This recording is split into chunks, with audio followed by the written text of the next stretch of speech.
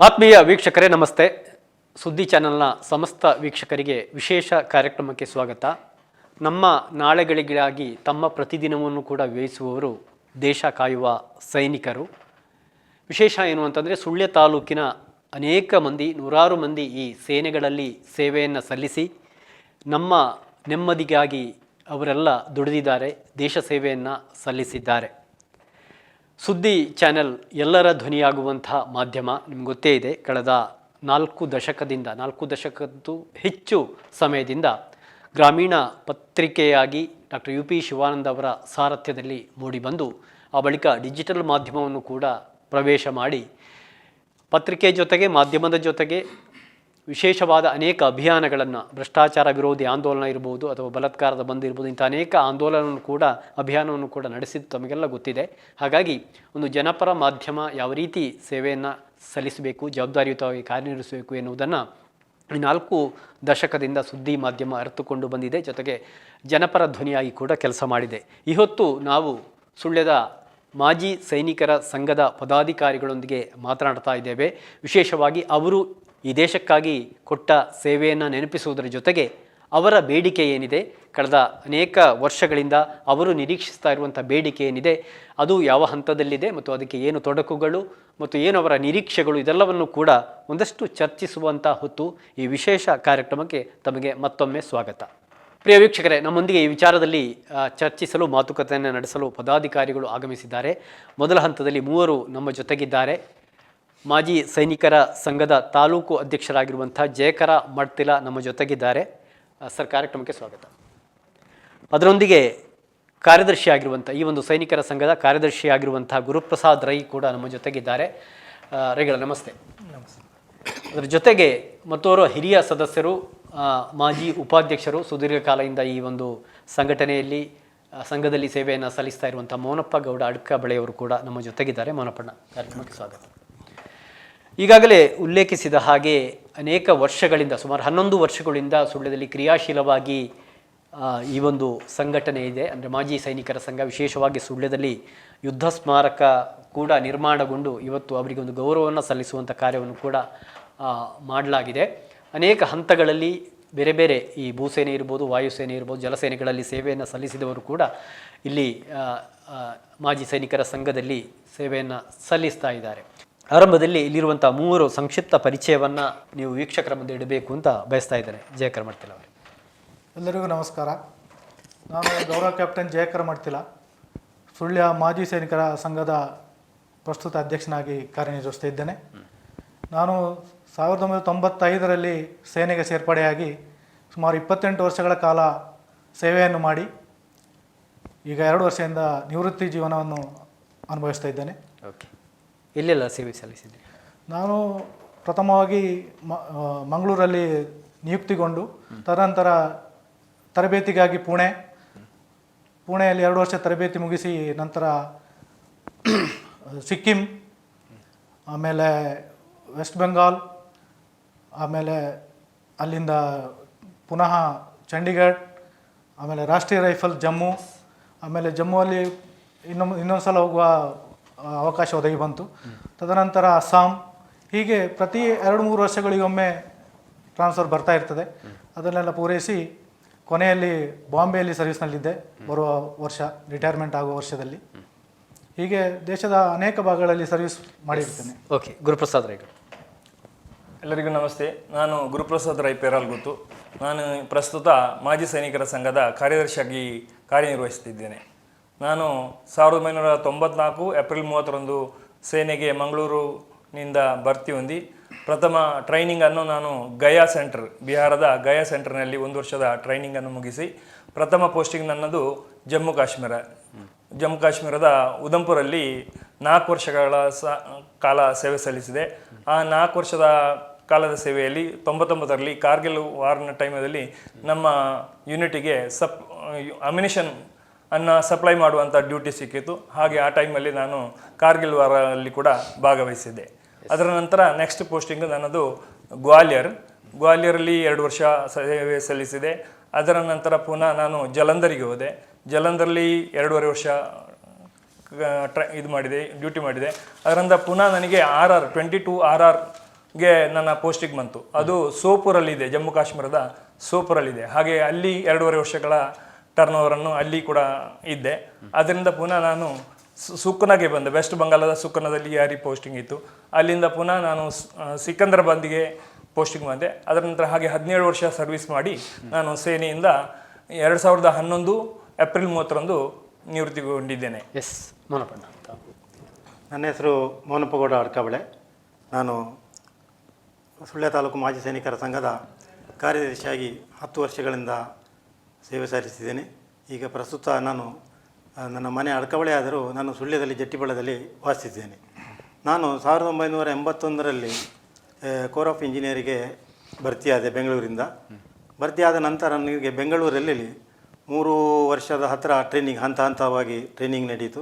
ಆದ ನಂತರ ಮೊದಲಾಗಿ ಪೋಸ್ಟಿಂಗ್ ರಾಂಚಿ, ಬಿಹಾರದ ರಾಂಚಿ ನಡೀತು. ಅಲ್ಲಿಂದ ಶ್ರೀಗಂಗಾನಗರ್, ಅಲ್ಲಿಂದ ಫಾಜಿಲ್ಕಾ, ಅಲ್ಲಿಂದ ಬಟಿಂಡಾ, ಅಲ್ಲಿಂದ ಅಸ್ಸಾಂ, ಅಲ್ಲಿಂದ JNK, ಅಲ್ಲಿಂದ ಪೂನಾ. ಹೀಗೆ ಈ ಮಧ್ಯದಲ್ಲಿ ಕೆಲವೊಂದು ನಮ್ಮ ಆರ್ಮಿಗೆ ಸಂಬಂಧಪಟ್ಟ ಕೋರ್ಸುಗಳನ್ನು ಮಾಡಬೇಕಾಯಿತು. ಅದರಲ್ಲಿ ಆರ್ಮಿ ಫಿಸಿಕಲ್ ಟ್ರೈನಿಂಗ್ ಪೂನಾ ಇದು ಮಾಡಿದೆ. ಅದ ನಂತರ ನನಗೆ ಟ್ರೈನಿಂಗ್ ಸೆಂಟರ್ ಬೆಂಗಳೂರಲ್ಲಿ 3 ವರ್ಷದ ಕಾಲ ನಮ್ಮ ಸೇನೆಗೆ ಭರ್ತಿಯಾಗುವಂಥ ಮಕ್ಕಳಿಗೆ ಟ್ರೈನಿಂಗ್ ಕೊಡುವಂಥ ಒಂದು ಅವಕಾಶ ಸಿಕ್ಕಿತು.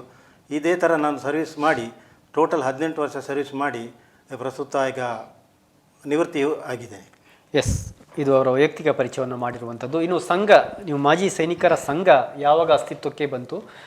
ಸುಳ್ಯದಲ್ಲಿ ಎಷ್ಟು ಸದಸ್ಯರಿದ್ದಾರೆ ಅಧ್ಯಕ್ಷರೇ? ಮಾಜಿ ಸೈನಿಕರ ಸಂಘ 30 ಅಕ್ಟೋಬರ್ 2015ರಂದು ನೋಂದಣಿಗೊಂಡಿರುತ್ತದೆ. ಪ್ರಸ್ತುತ ಸುಮಾರು 138 ಸದಸ್ಯರಿದ್ದಾರೆ. ಬಹುಶಃ ಸುಳ್ಯ ತಾಲೂಕಿನ ಮಟ್ಟಿಗೆ ಮಿಲಿಟರಿ ಕ್ಷೇತ್ರದಲ್ಲೂ ಕೂಡ ಹೆಚ್ಚಿನ ಸಂಖ್ಯೆಯಲ್ಲಿ ಇಲ್ಲಿ ಸೈನಿಕರು ಇದ್ದಾರಲ್ವಾ? ಸೇವೆಯನ್ನು ಸಲ್ಲಿಸಿದವರಿದ್ದಾರೆ. ಸಾಧಾರಣ ಎಷ್ಟಿರ್ಬೋದು? ಸಾಧಾರಣ 250 ಹತ್ರ ಇರ್ಬೋದು ಅನಿಸ್ತಾ ಇದೆ. ಕೆಲವರು ಮೆಂಬರ್ ಆಗದೆ ಹಿರಿಯರಿದ್ದಾರೆ, ತುಂಬ ಹಿರಿಯರಿದ್ದಾರೆ. ಆವಾಗ ಸಂಘನೇ ಇಲ್ಲ ಆಯಿತು, ಅದಕ್ಕೋಸ್ಕರ ಉಳಿದವರಿದ್ದಾರೆ. ಹೀಗೆ ಒಂದು 250ರ ಮೇಲೆ ಇರ್ಬೋದು. ಏನೆಲ್ಲ ಚಟುವಟಿಕೆಗಳು ನಡೀತದೆ ನಮ್ಮ ಚಟುವಟಿಕೆಗಳಿಂದ ವರ್ಷಂ ಪ್ರತಿ ರಾಷ್ಟ್ರೀಯ ಹಬ್ಬಗಳಿರ್ತವೆ. ಅದರ ಪಥಸಂಚಲನದಲ್ಲಿ ಪಾಲ್ಗೊಂಡು ದೇಶ ಪ್ರೇಮ ಮತ್ತು ಐಕ್ಯತೆಯ ಸ್ಫೂರ್ತಿ ನೀಡ್ತೇವೆ ನಾವು. ಆಮೇಲೆ ದೇಶ ರಕ್ಷಣೆಗೋಸ್ಕರ ಈ ಯುವಜನಗಳಲ್ಲಿ ಅವರಿಗೆ ಮಾಹಿತಿಯನ್ನು ಕೊಡುವುದಿದ್ರು ಅದನ್ನು ಕೊಡ್ತಾ ಇರ್ತೇವೆ. ಪ್ರತಿ ಸದಸ್ಯರು ಅವರವರ ಊರುಗಳಲ್ಲಿ ಕೊಡ್ತಾರೆ.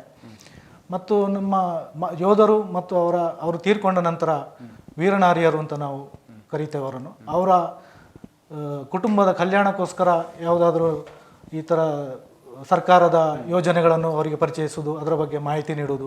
ಮತ್ತು ಸೋಲ್ಜರ್ ಬೋರ್ಡ್ ಮಂಗಳೂರಿದೆ, ಇಲ್ಲಿಗೆ ನಾವು ಕನೆಕ್ಟ್ ಆಗಿ ಅವರಿಗೆ ಮಾಹಿತಿಗಳನ್ನು ಕೊಡ್ತಾ ಇರ್ತೇವೆ. ಈ ಥರ ಕೆಲಸವನ್ನು ಸಮಾಜಮುಖಿ. ನಂತರ ಪ್ರತಿ ವರ್ಷ ಕೆಲವು ಸಂಘ ಸಂಸ್ಥೆಗಳಿಗೆ ದೇಣಿಗೆ ರೂಪ ನಮಗೆ ಆಗ ಸಹಾಯ, ನಮ್ಮ ಕೈಯಿಂದ ಆಗುವ ಸಹಾಯವನ್ನು ಮಾಡ್ತಾ ಇರ್ತೇವೆ.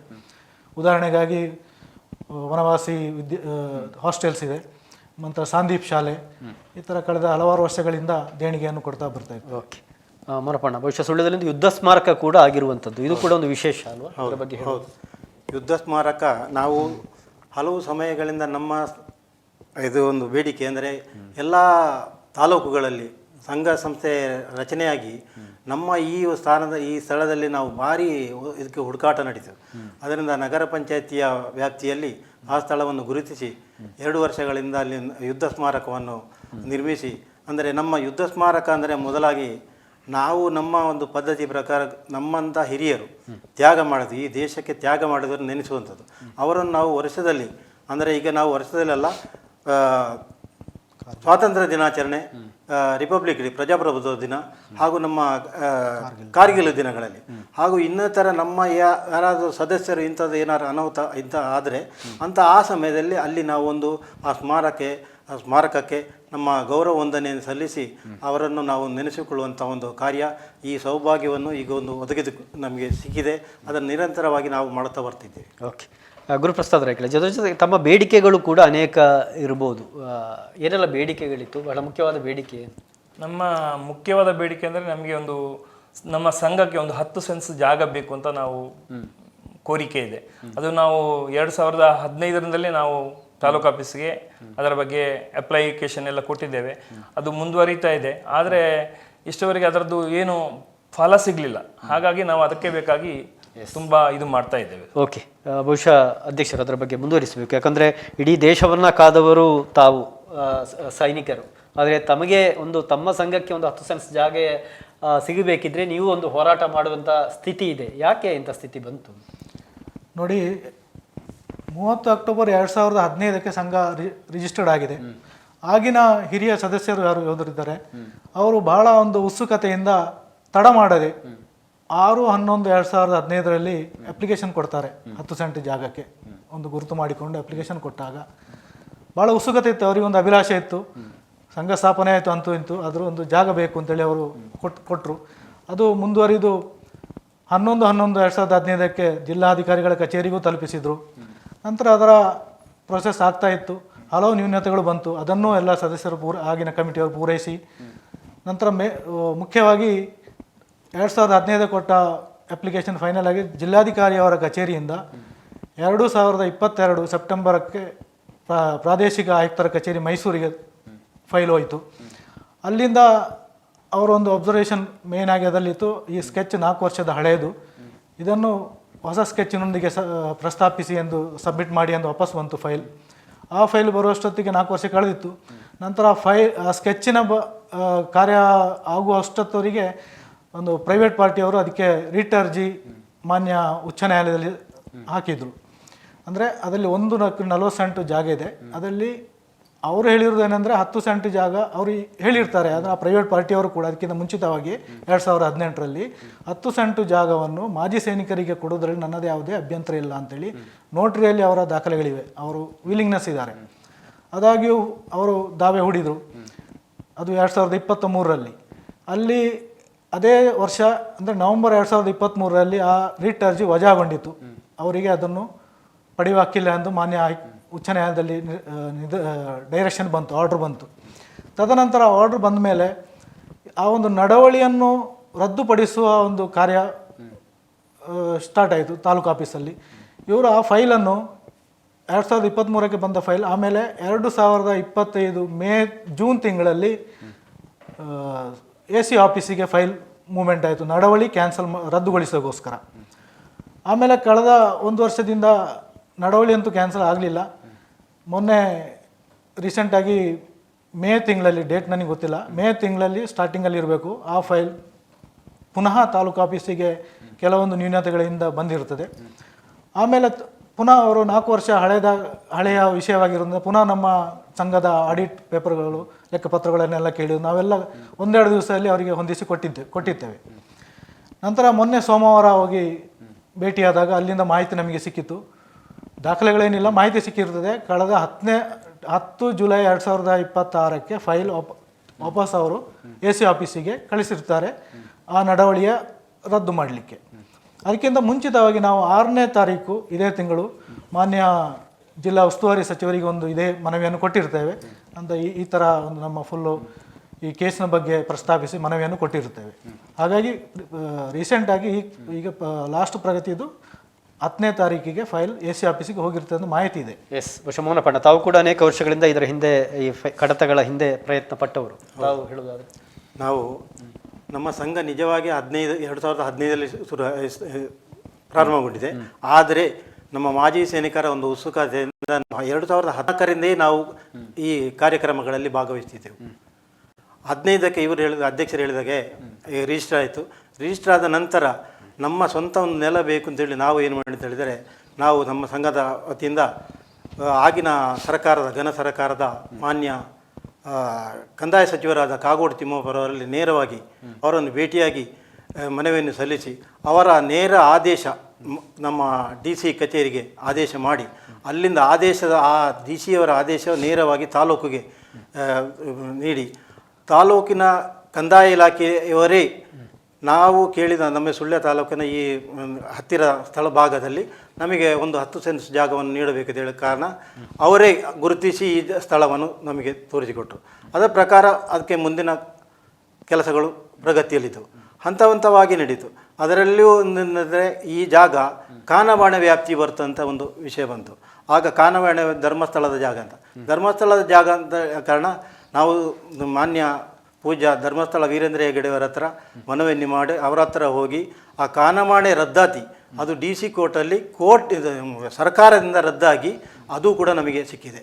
ಈ ಎಲ್ಲ ಪ್ರತಿಕ್ರಿಯೆ ಮುಂದುವರಿತಾ ಹಾಗೆ ನಡೀತಾ ಇದ್ದು ಅದೇ ಈಗ ಅಧ್ಯಕ್ಷರು ಹೇಳಿದಾಗೆ ರೀಜನಲ್ ಆಫೀಸ್ ಮೈಸೂರಿಗೆ ಹೋಗಿ ಎಲ್ಲ ಕಡತಗಳಿಗೆ ಹೋಗಿ ಕೆಲವೊಂದು ನ್ಯೂನತೆಗಳಿಂದ 9 ಪಾಯಿಂಟ್ಗಳಿಂದ ಅದು ವಾಪಸ್ ಬಂದ ತಕ್ಷಣದಲ್ಲಿ ಆ ಸಮಯದಲ್ಲಿ ಇಲ್ಲಿ ಈ ಪ್ರೈವೇಟ್ ಪಾರ್ಟಿಯವರು ಅದೇ ಹೈಕೋರ್ಟ್ಗೆ ಈಗ ಒಂದು ಕೇಸನ್ನು ದಾಖಲಿಸಿದರು.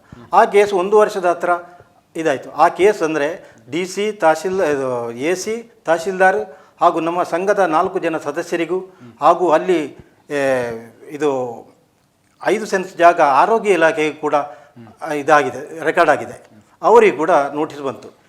ಇದನ್ನು ನಮ್ಮ DT ಉಪ ತಹಶೀಲ್ದಾರರು ನಿರಂತರವಾಗಿ ನಮ್ಮಿಂದ ಮಾಹಿತಿ ಎಲ್ಲ ದಾಖಲೆಗಳನ್ನು ತೆಗೆದುಕೊಂಡು ಇದು ಹೈಕೋರ್ಟ್ನಲ್ಲಿ ಅದನ್ನು ಇದು ಮಾಡಿ 1 ವರ್ಷದ ನಂತರ ಈ ಕೇಸು ರಿಜೆಕ್ಟ್ ಆಗಿ ಬಂತು. ರಿಜೆಕ್ಟ್ ಆದ ನಂತರ ಈಗ ಅಧ್ಯಕ್ಷರು ಹೇಳಿದ ಪ್ರಕಾರ ಆ ಥರ ನಡೀತಾ ಉಂಟು. ಆದರೆ ನಮಗೇನು ನಮ್ಮ ಒಂದು ಉದ್ದೇಶ, ನಮ್ಮ ಒಂದು ಸೈನಿಕರ, ನಮ್ಮ ವಿಧವೆಯರ, ಸೈನ್ಯದಲ್ಲಿ ಸೇವೆ ಸಲ್ಲಿಸುವರ ಇಂಥವರ ಒಂದು ಸೇವಾಭಿವೃದ್ಧಿಗೆ ಇದಕ್ಕೆ ಒಂದು ನಿರ್ದಿಷ್ಟ ಸ್ಥಳವನ್ನು ಬೇಕಂತೇಳಿ ನಮ್ಮ ಬೇಡಿಕೆ. ಓಕೆ, ಸಾಧಾರಣವಾಗಿ ಎಲ್ಲ ಕ್ಷೇತ್ರಗಳಲ್ಲೂ ಕೂಡ ಸೈನಿಕರಿಗೆ ಅಂತಂದರೆ ಒಂದು ವಿಶೇಷವಾದ ಪರಿಗಣನೆ ಇರುತ್ತೆ. ಯಾಕಂದರೆ ದೇಶಕ್ಕಾಗಿ ಸೇವೆ ಸಲ್ಲಿಸಿದವರು ಅಂತ. ಬಹುಶಃ ಇಷ್ಟು ವರ್ಷಗಳಲ್ಲಿ ತಮ್ಮ ಪ್ರಯತ್ನಗಳು ಈ ರೀತಿ ಸಾಗಿದರೂ ಕೂಡ ಗಂಭೀರವಾದ ಪರಿಣಾಮ ಅದಕ್ಕೆ ಸಿಗಲಿಲ್ಲ ಅಂತ ಹೇಳಬೇಕಾ ಅಂತ ಅಲ್ವಾ? ಭಾಳ ಬೇಸರ ಆಗ್ತದೆ. ಯಾಕೆಂದರೆ ನಾವು ನಿಷ್ಠೆಯಿಂದ ದುಡಿದು ಬಂದಿರ್ತೇವೆ, ಅದು ನಮಗೆ ಗೊತ್ತಿದೆ, ಪ್ರಾಮಾಣಿಕತೆಯನ್ನು ದುಡಿದು ಬಂದಿರ್ತೇವೆ. ಇಲ್ಲಿ ನಾವು ಕೇಳೋದು ನಮ್ಮ ಒಂದು ಸಂಘಕ್ಕೋಸ್ಕರ 10 ಸೆಂಟ್ ಜಾಗವನ್ನು ಕೇಳ್ತಾ ಇದ್ದೇವೆ ಅಷ್ಟೇ. ಅದರಿಂದಾಗಿ ನಾವು ಕೇವಲ ಈ ಸಾಮಾಜಿಕ ಚಟುವಟಿಕೆಗಳಲ್ಲಿ ಅಥವಾ ಇದು ರಾಷ್ಟ್ರೀಯ ಹಬ್ಬಗಳಲ್ಲಿ ಪಾಲ್ಗೊಳ್ಳೋ ಕೆಲವೊಂದು ನಾವು ಸಂಘಟನೆ ಮಾಡಬೇಕಾಗ್ತದೆ. ಅಷ್ಟಕ್ಕೋಸ್ಕರ ಒಂದು 10 ಸೆಂಟ್ ಜಾಗವನ್ನು ಕೇಳುವಾಗ ಇದು ಒಂದು ಅವರು ಕಾಳಜಿ ವಹಿಸಿಕೊಂಡು ಮಾಡಿದರೆ ಇದು ದೊಡ್ಡದೇನಲ್ಲ. ಮೋನಪ್ಪರವರು ಹೇಳಿದಾಗೆ ಎಲ್ಲ ದಾಖಲೆಗಳು ನಾವು ಕೊಟ್ಟಿದ್ದೇವೆ. ನಮಗೆ ಶಕ್ತಿ ಮೀರಿ ನಾವು ಇದು ಅವರು ಪ್ರೈವೇಟ್ ಪಾರ್ಟಿ ಯಾರು ಇರ್ಬೋದು, ಅವರದ್ದು ವಿಲಿಂಗ್ನೆಸ್ಸು ಇದೆ. ಮಾಜಿ ಸೈನಿಕರಿಗೆ ಅವರು ದೇಶ ಪ್ರೇಮವನ್ನು ತೋಡಿಕೊಂಡಿದ್ದಾರೆ ಒಂದು ಕಡೆ. ಆದರೂ ಕೂಡ ಈ ಕೇಸ್ ಇನ್ನೂ ಈ ಫೈಲ್ಗೆ ಇನ್ನು ನಮಗೆ ಒಂದು ಸ್ಯಾಟಿಸ್ಫ್ಯಾಕ್ಷನ್ ಸಿಗ್ತಾ ಇಲ್ಲ. ಮೇಯ್ನಾಗಿ ಕಾಳಜಿ ಬೇಕು ಅಂತ ನನ್ನ ಒಂದು ಏನು ಜನಪ್ರತಿನಿಧಿಗಳಲ್ಲಿ ಅಥವಾ ಅಧಿಕಾರಿಗಳಲ್ಲಿ ಭೇಟಿ ಮಾಡುವಂಥ ಸಂದರ್ಭದಲ್ಲಿ ಏನು ಪ್ರತಿಕ್ರಿಯೆ ಬರ್ತದೆ ಮನಪಣ್ಣ? ಎಲ್ಲ ಮಾಡ್ತೇವೆ ಅಂತ ಹೇಳ್ತಾರೆ ಸರ್. ನಾವು ಅರ್ಜಿ ಕೊಟ್ಟಿದ್ದೇವೆ, ಎಲ್ರಿಗೂ ಮನವಿ ಕೊಟ್ಟಿದ್ದೇವೆ, ನಮ್ಮ ಶಾಸಕರಿಗೂ ಕೊಟ್ಟಿದ್ದೇವೆ, ಸಂಸದರಿಗೂ ಕೊಟ್ಟಿದ್ದೇವೆ. ಆಗ ಅವರು ಮಾಡ್ತೇವೆ ಅಂತ ಹೇಳ್ತಾರೆ, ಆದರೆ ಯಾವುದು ಮುಂದುವರಿಯುವುದಿಲ್ಲ. ಒಮ್ಮೆ ಅರ್ಜಿ ತಗೊಳ್ತಾರೆ, ಒಮ್ಮೆ ನಮ್ಮ ಎದುರೇ ಫೋನ್ ಮಾಡ್ತಾರೆ, ಬೇಕಾದ್ರೆ ತಹಶೀಲ್ದಾರ್ಗೆ ಅಥವಾ ಆಫೀಸ್ಗೆ ಫೋನ್ ಮಾಡಿ ಏನಾಗಿದೆ ಅಂತ ವಿಚಾರಿಸ್ತಾರೆ ಅವರಲ್ಲಿ. ಅದರ ನಂತರ ಮತ್ತೆ ಮುಂದೆ ಹೋಗುದಿಲ್ಲ. ನಮ್ಮ ಸಂಸದರಿಗೂ ಕೂಡ ತುಂಬ ಸಾರಿ ಮನವಿ ಮಾಡಿದೆವು, ಸಂಸದರಿಗೂ ಕೂಡ ತುಂಬ ಸಾರಿ ಫೋನ್ ಮಾಡಿದ್ದೇವೆ. ಅವರು ಸೈನಿಕರೇ ಇದ್ದಾರೆ, ಹೌದು, ಅವರು ಮಾಜಿ ಸೈನಿಕರು ಕೂಡ. ಅವರಿಗೂ ಕೂಡ ತುಂಬ ಸಾರಿ ನಾವು ಒಂದೆರಡು ಸಾರಿ ಮನವಿ ಕೊಟ್ಟಿದ್ದೇವೆ. ಮತ್ತೆ ಫೋನಲ್ಲಿ ಮಾತಾಡಿದ್ದೇವೆ. ಅವರ PA ಗೆ ಹೇಳ್ತಾರೆ, PA ಅಲ್ಲಿ ಕೇಳುವಾಗ PA ಹೇಳ್ತಾರೆ ನಾವು ಮಾತಾಡಿದ್ದೇವೆ. ಆದರೆ ಇಷ್ಟವರೆಗೆ ಏನು ಇದಾಗಲಿಲ್ಲ. ಮೇಯ್ನ್ ಆಗಿ ನಾವೊಂದು AC ಆಫೀಸಲ್ಲಿ ಇರುವಾಗ ಕೂಡ ತುಂಬ ಸರಿ ಅವರನ್ನು ಕಾಂಟ್ಯಾಕ್ಟ್ ಮಾಡಿದ್ದೆವು. ನಾವು ಇಲ್ಲಿಂದ ಫೈಲ್ ಹೋಗಿ 11 ತಿಂಗಳ ನಂತರ AC ಆಫೀಸಿಂದ ನಮಗೆ ಇಲ್ಲಿಗೆ ಸುಳ್ಯಕ್ಕೆ ರಿಟರ್ನ್ ಬಂದಿದೆ. ಅಂದ್ರೆ ಖಾಲಿ ಒಂದು ಅನುಮೋದನೆಯನ್ನ ಕ್ಯಾನ್ಸಲ್ ಮಾಡ್ಲಿಕ್ಕೆ ಇತ್ತು, ಅದರಲ್ಲಿ ನಡಾವಳಿಯನ್ನ ಕ್ಯಾನ್ಸಲ್ ಮಾಡ್ಲಿಕ್ಕೆ. ಅದು ಆ ನಡಾವಳಿ ಕ್ಯಾನ್ಸಲ್ ಆಗದೆ ಅದರಲ್ಲಿ ಅದಕ್ಕಿಂತ ಮೊದಲು ಅದರ ನಂತರ ಹೈಕೋರ್ಟ್ ಆದೇಶ ಬಂದಿತ್ತು, ಅವರಿಗೆ ಕೊಡ್ಲಿಕ್ಕೆ ಆಗುದಿಲ್ಲ ಅಂತ ಪ್ರೈವೇಟ್ ಪಾರ್ಟಿಗೆ. ಯಾಕಂದ್ರೆ ಬೇರೆ 1-2 ಸ್ಟೇಟ್ ಇದು ಅದರಲ್ಲಿ ಮೆನ್ಷನ್ ಮಾಡಿದ್ರು ಹೈಕೋರ್ಟ್ ಅಲ್ಲಿ.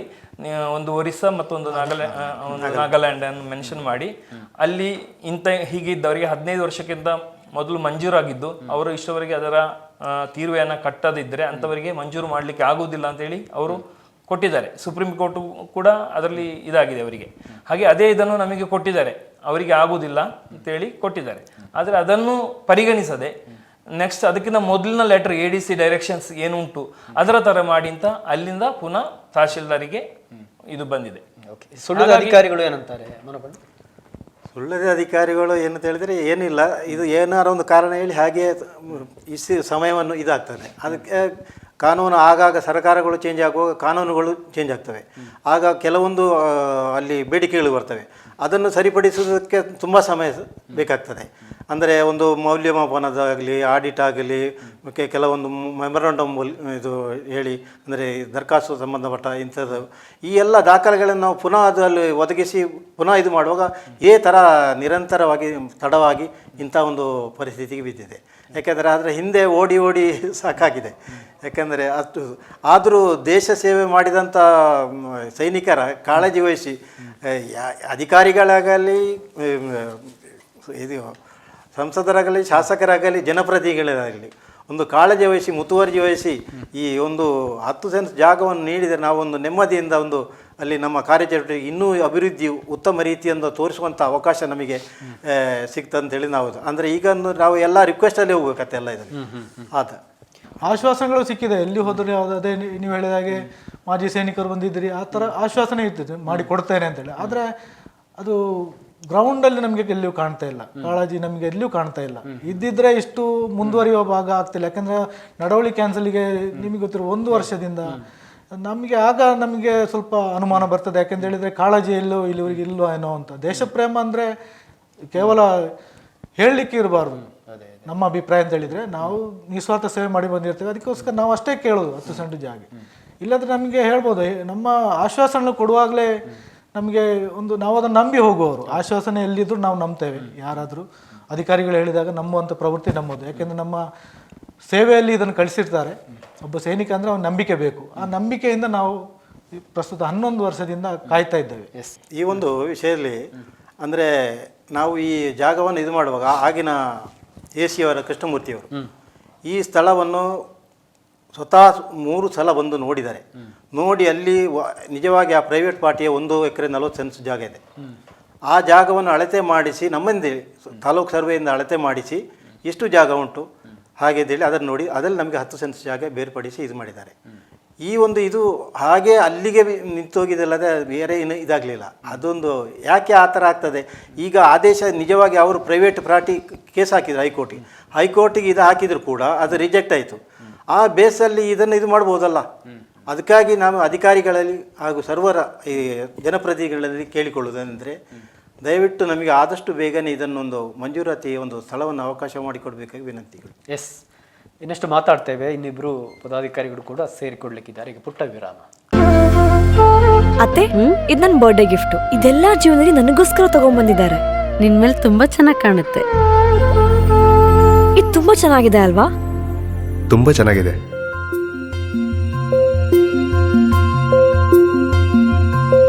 It will look really good on you. Amma? Huh? Mother is always son's first love.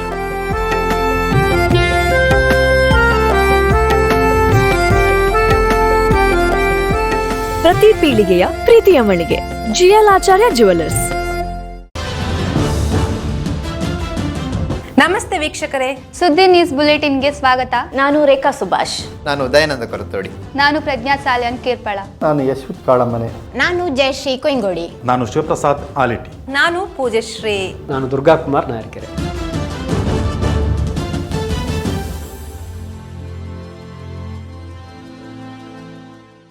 ಪ್ರಿಯ ವೀಕ್ಷಕರೇ, ವಿರಾಮದ ಬಳಿಕ ಮತ್ತೆ ಈ ವಿಶೇಷ ಕಾರ್ಯಕ್ರಮಕ್ಕೆ ಸ್ವಾಗತ. ಮಾಜಿ ಸೈನಿಕರ ಸಂಘದ ಪದಾಧಿಕಾರಿಗಳೊಂದಿಗೆ ಮಾತಾಡ್ತಾ ಇದ್ದೀವಿ, ಅಧ್ಯಕ್ಷರು ಮತ್ತು ಪದಾಧಿಕಾರಿಗಳೊಂದಿಗೆ. ಇನ್ನಿಬ್ಬರು ನಮ್ಮೊಂದಿಗೆ ಜಾಯ್ನ್ ಆಗಿದ್ದಾರೆ. ಈ ಒಂದು ಮಾಜಿ ಸೈನಿಕರ ಸಂಘದ ನಿಕಟಪೂರ್ವ ಉಪಾಧ್ಯಕ್ಷರಾಗಿ ಸೇವೆಯನ್ನು ಸಲ್ಲಿಸಿರುವಂಥವರು ಸೀತಾರಾಮ NG ಅವರು ನಮ್ಮ ಜೊತೆಗಿದ್ದಾರೆ. ಸರ್, ಕಾರ್ಯಕ್ರಮಕ್ಕೆ ಸ್ವಾಗತ. ಅದರ ಜೊತೆಗೆ ಇನ್ನೋರ್ವ ಹಾಲಿ ಉಪಾಧ್ಯಕ್ಷರು ಮತ್ತು ಹಿರಿಯರು ಆಗಿರುವಂಥ ತಿರುಮಲೇಶ್ವರ ಸಣ್ಣಮನೆ ಅವರು ಕೂಡ ನಮ್ಮ ಜೊತೆಗಿದ್ದಾರೆ. ನಿಮಗೂ ಕೂಡ ಕಾರ್ಯಕ್ರಮಕ್ಕೆ ಸ್ವಾಗತ. ನಾನು ಉಳಿದವರೆಲ್ಲ ಪರಿಚಯವನ್ನು ಅವರಿಂದ ನಾನು ಮಾಡಿಸಿದೆ. ನೀವೊಂದಷ್ಟು ತಮ್ಮ ವೈಯಕ್ತಿಕ ಪರಿಚಯವನ್ನು ನಮ್ಮ ವೀಕ್ಷಕರಿಗೆ ಮಾಡಿಕೊಡಬೇಕು. ತಿರುಮಲೇಶ್ವರ ಸಣ್ಣಮನೆ. ನಾನು ಮಿಲಿಟರಿಯಲ್ಲಿ 19 ವರ್ಷ ಸರ್ವಿಸ್ ಮಾಡಿದ್ದೇನೆ. ನಾನು ಮುಖ್ಯವಾಗಿ CHN ಗ್ಲೇಷಿಯರ್ಲಿ 6 ವರ್ಷ 6 ತಿಂಗಳು ಕೆಲಸ ಮಾಡಿ ಅಲ್ಲಿನ ಕಠಿಣ ಪರಿಸ್ಥಿತಿಗಳನ್ನು ನಮ್ಮ ಸುದ್ದಿ ನ್ಯೂಸಿಗೂ ಕೊಟ್ಟಿದ್ದೇನೆ. ನಾನು ಅದನ್ನು ಪ್ರಸಾರ ಮಾಡಿದ್ದಾರೆ ಸುದ್ದಿ ನ್ಯೂಸ್ನವರು. ಎಲ್ಲಿಯೆಲ್ಲ ಸೇವೆ ಸಲ್ಲಿಸಿರಿ? ಬೇರೆ ಪಂಜಾಬು, ಜಮ್ಮು ಕಾಶ್ಮೀರ, ಉತ್ತರ ಪ್ರದೇಶದಲ್ಲೆಲ್ಲ. ಸೀತಾರಾಮ, ನೀವು ಒಂದಷ್ಟು. ನನ್ನ ಹೆಸರು ಸೀತಾರಾಮ NG ಅಂತ. ನಾನು ಪ್ರಸ್ತುತ ಈಗ ಸುಳ್ಯದಲ್ಲಿದ್ದೇನೆ. ನಾನು ಅರಂತೋಡಲ್ಲಿ ನಮ್ಮ ಮನೆ ಎಲ್ಲ ಇರುವುದು ಅರಂತೋಡಲ್ಲಿ. ನಾನು ಒಬ್ಬನೇ ನನ್ನ ವೈಯಕ್ತಿಕವಾಗಿ ಇಲ್ಲಿ ಸೈಟ್ ತಗೊಂಡು ಇಲ್ಲಿ ಈಗ ಮನೆ ಕಟ್ಟಿಕೊಂಡು ಇಲ್ಲಿ ವಾಸವಾಗಿದ್ದೇನೆ. ನಾನು 1982ರಲ್ಲಿ ಆರ್ಮಿಗೆ ಸೇರಿದ್ದೇನೆ. ನಾನು ಜೂನಿಯರ್ ಕಾಲೇಜಲ್ಲಿ PUC ಮಾಡಿಬಿಟ್ಟು ಆರ್ಮಿಗೆ ಸೇರಿದ್ದು. ರೆಜಿಮೆಂಟ್ ಆಫ್ ಆರ್ಟಿಲರಿಯಲ್ಲಿ ಇದಕ್ಕೆ ಟ್ರೈನಿಂಗ್ ಆಗಿ ನಾಸಿಕ್ ರೋಡ್ ಹೋಗಿದೆ. ನಾಸಿಕ್ ರೋಡಿಂದ ಹೋಗಿ ಮತ್ತು 2000 ನಾನು ರಿಟೈರ್ ಆಗಿ ಬಂದೆ. ಓಕೆ ಅಧ್ಯಕ್ಷರೇ, ನಾವು ಅದೇ ಜಾಗದ ವಿಷಯ ಮಾತಾಡ್ತಾ ಇದ್ವಿ. ಇನ್ನು ಮುಂದಿನ ಹೋರಾಟ ಅಥವಾ ತಮ್ಮ ನಿರೀಕ್ಷೆ ಏನಿರ್ತದೆ? ಸರ್, ಮುಂದಿನ ಹೋರಾಟ ಅಂದರೆ ಇದುವರೆಗೆ ಅದಕ್ಕೆ ನನಗೆ ತುಂಬ ಬೇಸರ ಇದೆ. ಇನ್ನು ಮುಂದೆ ನಮಗೆ ಈ ಅಭಿಲಾಷೆ ಇದೆ, ಮತ್ತೊಂದು ಕನಸು ಇದೆ. ಇದಕ್ಕೆ ಸುದ್ದಿವಾಹಿನಿಯವರು ನಿಮ್ಮ ಒಂದು ವೇದಿಕೆಯನ್ನು ಮಾಡಿಕೊಟ್ಟಿದ್ರಿ. ನಿಮ್ಮ ಮುಖಾಂತರ ಒಂದು ಮನವಿಯನ್ನು ಹೇಳ್ತಾ ಇದ್ದೇವೆ. ಇನ್ನಾದರೂ ನಮಗೆ ಒಂದು ದೇಶ ಸೇವೆ ಮಾಡಿದ ಯೋಧರನ್ನು ಪರಿಗಣಿಸಿ, ಒಂದು ಮುತುವರ್ಜಿ ವಹಿಸಿ, ಒಂದು ಕಾಳಜಿಯಿಂದ ಆದಷ್ಟು ಬೇಗ 10 ಸೆಂಟ್ ಜಾಗವನ್ನು ಮಂಜೂರು ಮಾಡಿ ಕೊಡಬೇಕಾಗಿ ನಿಮ್ಮ ಮೂಲಕ ಒಂದು ವಿನಂತಿ. ಎಸ್, ಅದೇ ಬಹುಶಃ ಅವರು ಸುದ್ದಿ ಮಾಧ್ಯಮದ ಕದವನ್ನು ತಟ್ಟಿದ್ರು ಅವರ ಬೇಡಿಕೆ ಈಡೇರಿಕೆಗಾಗಿ. ಈ ಸಂದರ್ಭದಲ್ಲಿ ಬಹುಶಃ ಸ್ವತಃ ನಮ್ಮ ಏನು ಸ್ಥಾಪಕರೇ ಆಗಿರುವಂತಹ ಡಾಕ್ಟರ್ ಯು ಪಿ ಶಿವಾನಂದರವರು ಕೂಡ ನಮಗೆ ಸೂಚನೆಯನ್ನು ನೀಡಿದರು, ಏನು ಬೇಡಿಕೆ ಇದೆ ಅದನ್ನು ತಿಳ್ಕೊಳ್ಳುವಂತೆ. ಹಾಗಾಗಿ ಅವರನ್ನು ಇವತ್ತು ಸ್ಟುಡಿಯೋಕ್ಕೆ ಕರೆಸಿ ನಾವು ಕೂಡ ಅವರ ಏನು ವಿಚಾರಗಳನ್ನು ಅದನ್ನು ಜಗತ್ತಿಗೆ ಬಿತ್ತರಿಸುವಂಥ ಕಾರ್ಯವನ್ನು ಕೂಡ ಮಾಡ್ತಾ ಇದ್ದೇವೆ. ಖಂಡಿತವಾಗಿಯೂ ಆದಷ್ಟು ಶೀಘ್ರವಾಗಿ ಅವರ ಬೇಡಿಕೆ ಈಡೇರಲಿ ಎನ್ನುವುದು ನಮ್ಮ ಆಶಯ ಕೂಡ. ಯಾಕಂದರೆ ಸುದ್ದಿ ಕೂಡ ಡಾಕ್ಟರ್ ಶಿವಾನಂದರು ನಿರಂತರವಾಗಿ ಅವರ ಬರಹದ ಮೂಲಕ ಕೂಡ ಇಂಥ ಒಂದು ನಿಧಾನಗತಿಯನ್ನು ಅವರು ಎಚ್ಚರಿಸುವಂಥದ್ದು, ಅದು ಯಾವುದೇ ಇಲಾಖೆಗಳಿರ್ಬೋದು ಅಥವಾ ಜನಪ್ರತಿನಿಧಿಗಳಿರ್ಬೋದು.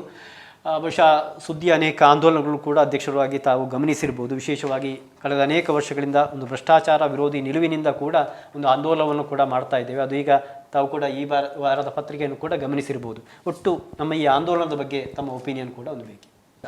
ಇದು ಒಳ್ಳೆಯ ಬೆಳವಣಿಗೆ, ಒಂದು ಸಾಮಾಜಿಕ ಕಳಕಳಿ ಇರುವವರ ಒಂದು ಬೆಳವಣಿಗೆ ಆಗಿರ್ತದೆ. ಎಲ್ಲರೂ ಇದಕ್ಕೆ ಒಂದು ಪ್ರೋತ್ಸಾಹವನ್ನು ನೀಡಬೇಕೆಂದು ಮಾಜಿ ಸೈನಿಕ ಸಂಘದ ಪರವಾಗಿ ನಾವು ಕೂಡ ಒಂದು ಅಭಿಲಾಷೆ. ಒಳ್ಳೆಯ ಬೆಳವಣಿಗೆ ಇದು. ಓಕೆ, ಕೊನೆಯದಾಗಿ ಬಹುಶಃ ಇಷ್ಟು ಹೊತ್ತು ನಿಮ್ಮ ಬೇಡಿಕೆಗಳನ್ನು ನಮ್ಮ ಮುಂದೆ ಇಟ್ಟಿದ್ರಿ. ಒಂದು ಯಾಕಂದರೆ ಜನರು ಕೂಡ, ಯಾಕಂದರೆ ನಾನು ಆರಂಭದಲ್ಲೇ ಒಂದು ಉದಾಹರಣೆಯನ್ನು ಕೊಟ್ಟೆ, ನಮ್ಮ ನೆಮ್ಮದಿಗಾಗಿ ನೀವು ನಿಮ್ಮ ನಿದ್ರೆ ಇಲ್ಲದ ರಾತ್ರಿಗಳನ್ನು ಕಳೆದಿರ್ತೀರಿ.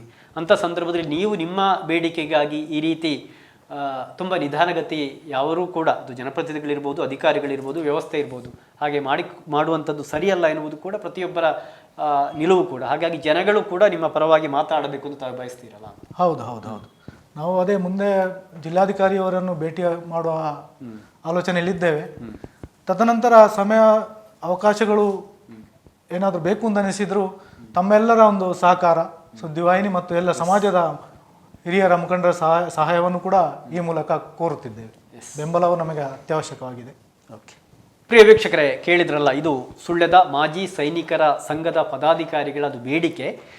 ಅನೇಕ ವರ್ಷಗಳ ಬೇಡಿಕೆಗಾಗಿ ಈಡೇರಿಕೆಗಾಗಿ ಅವರೀಗ ನಮ್ಮ ಸುದ್ದಿ ಮಾಧ್ಯಮಕ್ಕೂ ಕೂಡ ಬಂದಿದ್ದಾರೆ. ನಮ್ಮ ಆಶಯ ಕೂಡ ಇಷ್ಟೇ, ಸಮಾಜಕ್ಕಾಗಿ ದೇಶಕ್ಕಾಗಿ ಸೇವೆಯನ್ನು ಸಲ್ಲಿಸಿದವರು, ಅವರ ಬೇಡಿಕೆ ಈಡೇರಲಿ ಮತ್ತು ಆ ಹಂತದಲ್ಲಿ ಏನೆಲ್ಲ ಏನು ಸಮಸ್ಯೆಗಳಿರ್ಬೋದು ಅಥವಾ ಕೆಲವು ವಿಚಾರಗಳಿರ್ಬೋದು ಅದೆಲ್ಲವನ್ನು ಪರಿಹರಿಸಬೇಕಾದ್ದು ನಮ್ಮ ಆಡಳಿತ ಜವಾಬ್ದಾರಿ ಕೂಡ. ಅದನ್ನೆಲ್ಲ ನೀಗಿಸಿ ಈ ಒಂದು ಕಾರ್ಯ ಆಗಲಿ ಎನ್ನುವುದು ನಮ್ಮ ಆಶಯ.